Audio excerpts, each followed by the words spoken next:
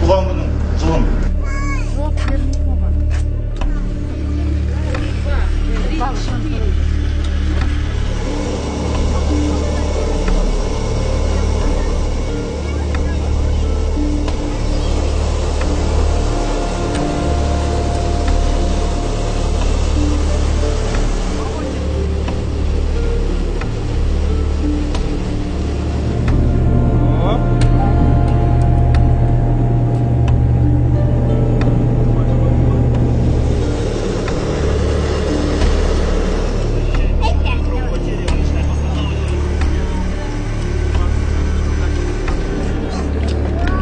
Sama agak hasil juga.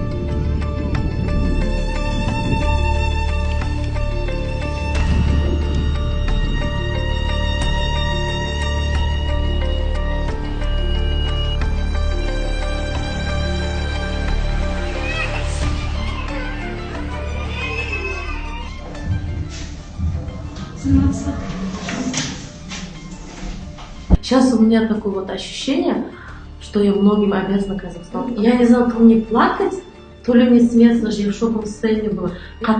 Да, и я была в таком вообще, как будто я предала свою страну. Что моя страна меня не оставила, вернула меня там, что все-таки мы же предали же, как бы уехали туда, в чужую страну. То, что я вернулась наконец-то до того, что... Потому что меня же могли бы гражданство